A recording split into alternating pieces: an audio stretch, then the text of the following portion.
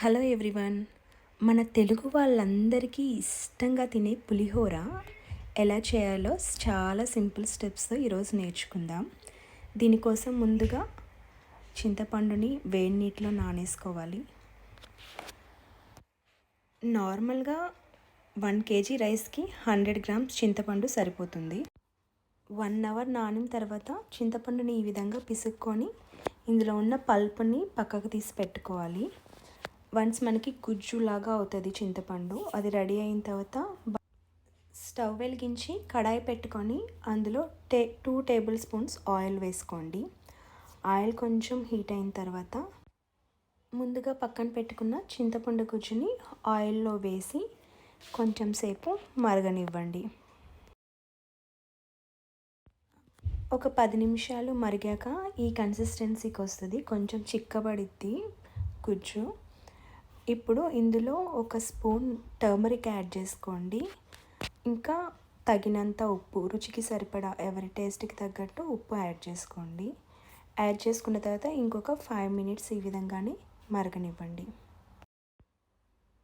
Once కంప్లీట్గా చిక్కబడింది అంటే oil అనేది పైకి తేలుతుంది, పైకి ఒక లేయర్ లాగా వస్తుంది. ఆ కన్సిస్టెన్సీకి వచ్చిందంటే మనకి రెడీ అయినట్టే. చూసారు కదా, ఈ విధంగా పైన లేయర్ లాగా వస్తుంది. ఇంకా ఈ పులుసుని ఎయిర్ టైట్ కంటైనర్లో స్టోర్ చేసుకోవచ్చు. ఒక 1 month దాకా మనం ఎప్పుడు కావాలంటే అప్పుడు ఈ విధంగా కలుపుకోవచ్చు. మనం రైస్ని కుక్ చేసుకోవాలి. వన్స్ ఈ విధంగా కుక్డ్ రైస్ వేడిగా ఉంది, వేడి దాన్ని యూజ్ చేయకూడదు. లెట్ ఇట్ బి కూల్, చల్లార్చుకోవాలి కంప్లీట్గా.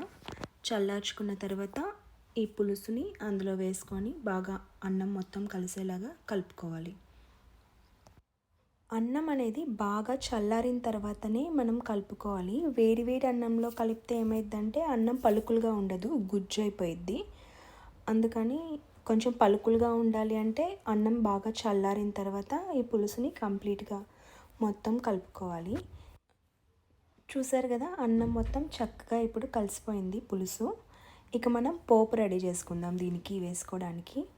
పోపు కోసం ఒక కడాయి పెట్టుకొని దాంట్లో ఒక 2 tablespoons ఆయిల్ వేసుకుందాం. ఆయిల్ వేడయ్యాక ఇందులో నేను ఫస్ట్ పీనట్స్ వేస్తున్నాను. మామూలుగా ఎప్పుడైనా మనం పోపు అంటే ఫస్ట్ ఆవాలు వేస్తాము. నేను ఎందుకు వేయలేదంటే ఆవాలు త్వరగా వేగుతాయి, మనకి పీనట్స్ ఇవన్నీ వేగేసరికి ఆవాలు మాడిపోతాయి. అందుకని చెప్పి ముందు పీనట్స్ని ఏవైతే ఎక్కువసేపు వేగుతాయో వాటిని ముందేసుకున్నాను. వన్స్ పీనట్స్ వేగాక పచ్చెనగపప్పు, మినప్పప్పు వేసుకున్నాను.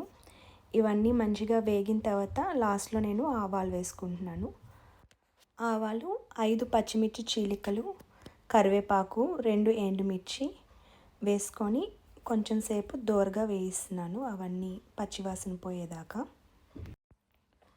పోపు మనకి రెడీ అయిపోయింది. ఇక లాస్ట్లో మనం ఒక స్పూన్ టర్మరిక్ని యాడ్ చేసుకోవాలి కలర్ కోసం. Turmeric and little bit of salt, ఎందుకంటే ఆల్రెడీ మనం పులుసులో వేసుకున్నాం కాబట్టి కొంచెం వేసుకుంటే సరిపోతుంది.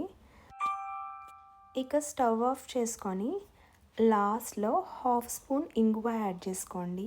ఇంగువ అనేది మంచి రుచినిస్తుంది పులిహోరకి, అందుకు. ఇక ఈ పోపుని రైస్ అంతటికి పట్టేలాగా రైస్ అంతా కలిపేసుకుందాము. ఇంతేనండి, పులిహోర రెడీ అయిపోయింది. నార్మల్గా ఈ పోపుని చాలామంది పులుసు చేసేటప్పుడే వేస్తారు. ఫస్ట్ పోపు వేసి తర్వాత పులుసు పోసి ఒకేసారి చేసుకుంటారు.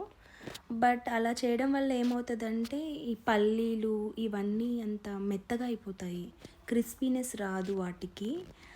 కొంచెం క్రిస్పీగా ఉండాలంటే ఈ ప్రాసెస్ బాగుంటుంది. క్రిస్పీగా అవసరం లేదు, మొత్తం ఒకేసారి అయిపోతుంది అంటే అది అలాగ కూడా చేసుకోవచ్చు. ఇంతేనండి, పులిహోర మనకి రెడీ అయిపోయింది. Thanks for watching. If you like, please subscribe.